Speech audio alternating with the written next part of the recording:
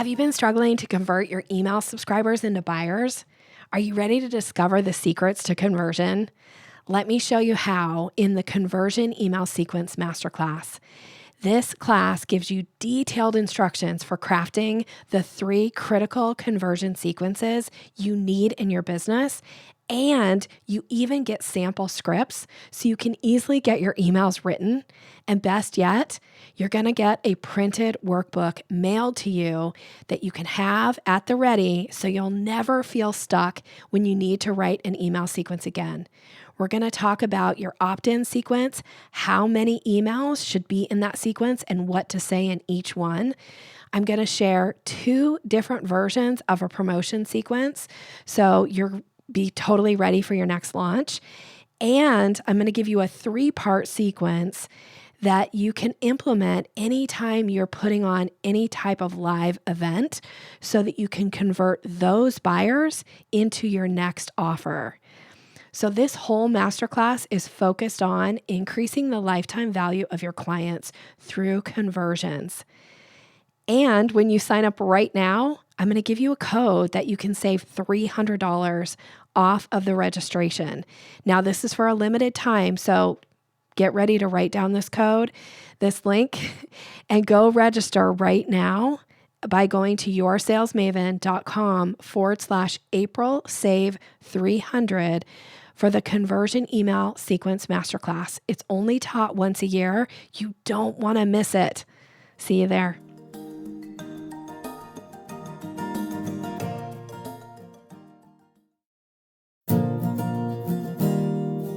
Do sales conversations make you feel awkward or pushy? It's time to ditch the outdated salesy strategies.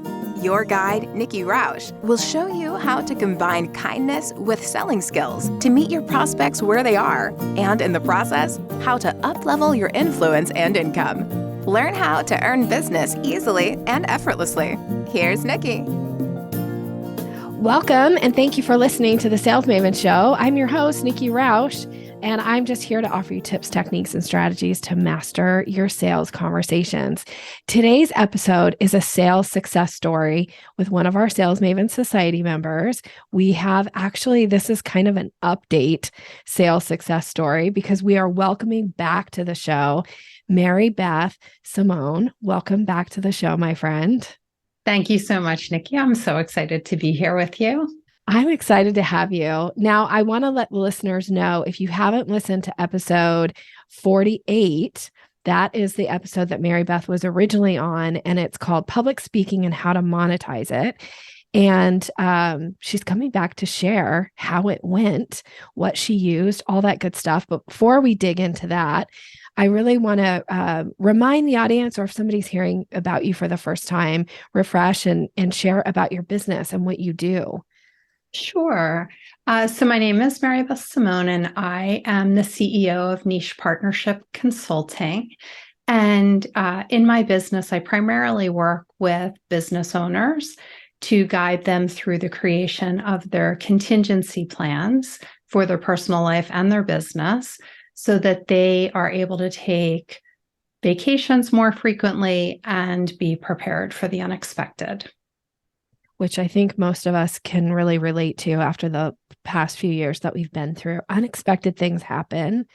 All kinds of things happen in business. And so it's so important to be prepared for them. And this process that you take people through, will you share a little bit about kind of what it's like to work with you and what people can expect? Sure. So as I mentioned, I do like clients to create their contingency plans for their personal life and their business, because first, we start with ourselves as humans and all of that information, and then our business is layered on top of that. So typically to create those 2 plans and then to create their business continuance playbook, which is an inventory of the business owner's standard operating procedures, what they do, how they do it, and what their responsibilities are throughout the year. That process, it takes 3 months to put all 3 of those plans together. And I typically work with business owners 90 minutes a week. for 3 months to create those 3 plans. And we do it typically virtually. Sometimes there is a hybrid engagement depending on what the needs of the client are. So important if you think about, because one of the things, I'm trying to think of who this was. Oh, I know.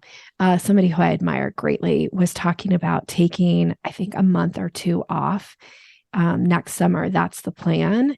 So that's perfect for your business, is perfect for somebody like that who really wants to step away from their business and have it still run smoothly while they're able to really take an extended break. Yeah, and it is so making a plan like that to take a vacation is a great incentive to get all of your plans in place. And it creates confidence on the side of the business owner, but it also makes the team more confident that they can keep things running in the business owner's absence. And overall, that confidence that grows with the business owner and the team actually strengthens the business to achieve greater heights. So it frees everyone to think about what is possible in the next steps because you know that you have the foundations covered. Yeah. And then, of course, there is those things, those unexpected things in life where maybe something happens and you're going to be caring for a parent unexpectedly, or something happens with a child that needs, more of your attention, or maybe it's something with you unexpected, right? That you want your team to be able to step in and still run the business, even if you are stepping away. That's right. And when we create these plans, using a vacation is a great incentive to get started, but we're not really sure how we're going to need to implement these plans. What will be the reasons that we need to act on these plans? But it is a great sense of security for family members, business owners, the employees, and the community overall, knowing that things will be able to keep going regardless of what happens. Yeah, for sure. For sure. All right. Well, let's dig in a little bit to when you came on the podcast back, I said in episode 48, and we talked about you had this speaking gig that was kind of coming up. I think it actually got postponed, didn't it? It did. So Okay. I think when we did the first podcast episode, I was like, yeah, it's going to happen. It's going to happen. And then shortly after that, it was postponed for another year, Yeah. Because of the pandemic. So it was something that I was preparing for quite some time. But yet it did finally happen this last summer, and Yeah. you were able to implement some of the things that we had talked about. So share a little bit about kind of what you did to prepare, kind of what happened at the event, and then results. I want to hear. Let's dig in. Okay. So I think because of there were 2 postponements, I think the length of time that I had to prepare actually ended up making me more nervous. I believe that. I believe that. Yeah. I would have felt About the getting same. in front of this large group. Yeah. So they were really ended up to be my ideal audience. And I had some inklings of that before showing up at the conference, but I was noticing that, my nerves were getting a little more rattled in preparation. So I was so grateful to have the coaching from you to talk through how to prepare for the speaking engagement and for, planting seeds along the way, sharing client stories from the stage, all of that kind of information. And the other thing I would say that I was focused on was, managing my mindset while I was at the conference. So I was focused on reviewing those trainings as well in order to calm myself down and be able to be present, when I was networking with people and dealing with a tendency towards introversion, during networking events, for the cocktail party the night before the event. One of the great opportunities I thought was the app that they used at the conference, where people were able to ask questions and speakers were able to answer. So that helped to develop rapport before getting into the room and presenting. So there were some people who were asking me questions who were coming to my talk, which was really helpful, to plant those seeds and to meet them ahead of time, virtually. And then getting in at the point where I was speaking at the conference, I thought that it was very helpful to be able to, when someone asked me a question, to be able to share client examples as part of my response. And that's something that I learned from you, Nikki, that I think helps to make it more tangible and less theoretical when I'm responding. Yeah. That's it's really such an important step, because our brains are wired for story. And if you want somebody to really remember the tactical piece, when you can wrap a story around it and give an example about either what it would be like for them or what it was like for somebody else, it really helps bring that tactical piece to life in their mind. So good job on doing that. Thank you. And I think that this content lends itself very well to storytelling. So either, the audience members had a story to share, which was really compelling. And then I was able to weave stories throughout the talk that I was giving. So stories about how I got into this line of work, stories about Prince and his estate resolution, because he didn't have a will, like those kinds. So like popular culture and all different types of stories, and then weaving in client stories as well. Yeah, I love it. Okay. Yeah. And anything else tactical wise that you want to share before we start talking results and what happened? The only other thing I would say tactically was using I created a workbook for the participants, and then had a feedback form on the back of it. So the workbook they were filling out throughout the talk. So there were some, the goal was for them to start assessing where they stood as far as being prepared for the unexpected or being prepared for an extended vacation. So they were able to start creating their plan. And then the last page was a feedback form, which I got a pretty good, probably 50% of the people handed in the feedback form, which was great feedback for me. That's amazing. Congratulations. It was great. Yeah. It's always good when somebody can give you some feedback that lets you go like, this worked. Okay, I need to tweak this or whatever. So yeah, I love feedback too. So yeah, it was great. Like asking them what their biggest takeaway was like, that's so helpful as a speaker to be able to get that input from the audience. Yeah. Never, ever miss that step of asking people for takeaways, because it will give you, it's basically like writing your next step. Like what else should you be focusing on? What else should you be offering? And yeah, I love that you did that. Yeah, it's so true. It's a treasure trove of information. Yeah. All right. So let's talk results. Tell us a little bit about what happened as a result of this speaking opportunity. Yeah. So I listened to the training about the Stri 5 and, how to identify people to deepen relationships with and create new relationships with and all of that.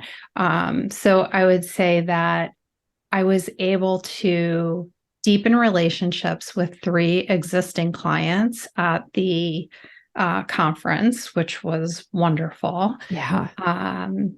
And then deepen relationships with existing connections. And you were one of them. We had some good one-on-one time, I will say. I was really delighted with it. We certainly did. It was wonderful. And then I was able to earn 5 clients from the talk, from the people who attended the talk.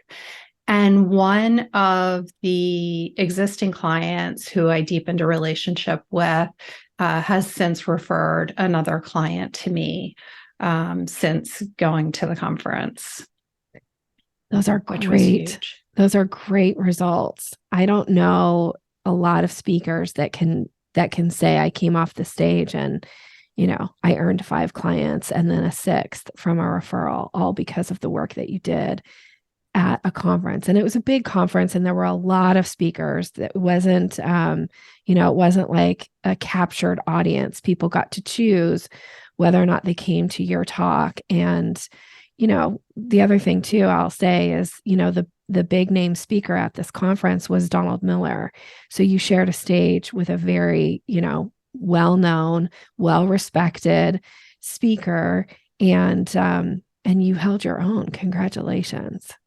Thank you. That was it was really a big moment, I would say, in my speaking career. Yeah, for sure. Yeah. Well, I love it. And so now we've got some new clients that you've been able to work with since the conference happened. And for you, a lot of your engagements are a little longer term, like you said. Oftentimes, This is a 3-month engagement. I think I know this, but you can correct me. But I also think you, at this point, have a wait list for people to work with you. Is that right? I do. Yeah. So my next opening for clients, so it's March now, mid-March, and my next opening is mid-June. So I have up to 3 openings left for the year. Amazing. Congratulations. Yeah. Thank you. And I'm hoping that even, that maybe clients will continue to come in, because it hasn't even been a year since the conference. And often people may be on my list for up to a year before they decide to start working with me. Yeah, absolutely. I think that's a really good point, is that even the people who haven't yet hired you, there's still that possibility, right? Like, think about people's convincer strategies. There's a certain number of times they'll say no to taking action on something before they'll say yes. That's just kind of innate. And we all have a convincer strategy. It's context specific. So you never know. And this is why it's so important that you stay in front of these people, that they realize that there's still ways for them to have access to you and, kind of be able to dip their toe in the water, learn from you along the way before they dive into a longer engagement. So I love that. Yeah. And, and that is why I try and ensure that my newsletter is value packed with tips, and that there's always something that somebody can take action on, some small steps that they can take to feel like they are making progress towards this goal. That's perfect. I love that. So super, another little takeaway for the listener, it's really important that you stay in front of your audience. So for Mary Beth, this is a newsletter, right? That's going out, that's got some content. There's invitations to work with her. Like, all of these things are so important to stay in front of your audience, because yes, they heard her speak last summer and they might not be ready to hire her until this summer, which is perfect because that's when your next opening is. That's right. That's exactly right. And I don't think I would have had all of these elements in place if I had not been working with you and in the society and, attending the master classes and all of that prior to getting on that big stage. Well, we love having you in the group. I love working with you. You're a favorite of mine, and couldn't have been more delighted to get to have some one-on-one time with you at that conference. And then we had a really fun society dinner one night. We sure did. We had a good group that turned out of society members, and that was honestly the dinner was the highlight for me of getting to spend time with my favorite people. It was a great evening. It was wonderful. Yeah, it was fun. And you had your cousin there who I also fell in love with. She was a delight. Yes. So fun. That was wonderful to have her meet you and meet the other women of the society. I feel like she then went into had this big PR opportunity in her business, and or in her nonprofit. And I feel like her connections with the society were really beneficial. Oh, I love that. I love that. And she came to support you as like your assistant, right? At She the was, conference. yeah. So nice to think about that there are times, especially when you have these big opportunities, if you can have somebody there to like do the little things that they all add up into big things when you're not having to focus on them. So when you can bring an assistant to a conference, I think that's really smart. Yeah, she was like my security blanket. One, because I do tend towards being introverted, especially in a very new situation. Mm-hmm. So it was kind of a security there. And then there, in the time of the talk, there were these different aspects that I wanted to manage, like the feedback form, and there were pens that were given out, and there people were asking questions afterwards. And so it was really helpful to have her as a resource.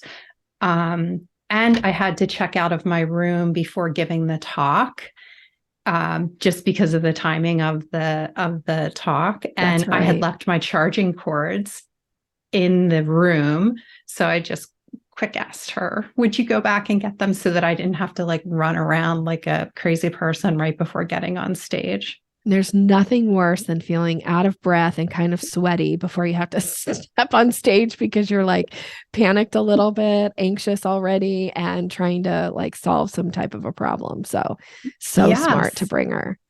Yeah. Yeah. So it was great. I would definitely do that again, Yeah. especially for a big speaking event like that. Yeah.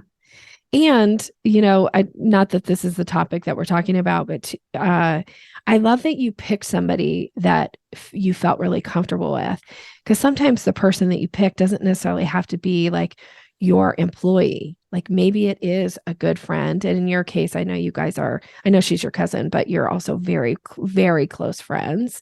Yes. And for her to be there to cheer you on, but also to calm you down and to, just be that like calming kind of energy in the room is such a smart thing to do, especially when you're feeling like this is a big opportunity. Maybe there's some anxiety or some nerves. And so never underestimate the power of a girlfriend. It is so true, because if there was any inkling towards getting nervous, I would look out at the audience and see her face, and I would be like, oh, that's my cousin. Like it's just just us. Yeah, it's just us. Yeah. I remember one time having a speaking opportunity, and it's the only time anybody in my family has ever seen me speak. And it was my brother and sister-in-law, and they came to support me at this event, and they kind of worked a little booth that I'd had set up, and it was just like, oh, it was like calming to have them in this room, of this big room with all these people in there. And so it was and my brother used to actually come to my master classes, and his wife, and they at times have been my assistants for the day in an all-day master class. And man, there's just something really powerful in having people in the room who love you and support you. Absolutely. Yeah. Yeah. I love it. Well, congratulations. Thanks for coming back to share your success and the things that you implemented. Super, super important.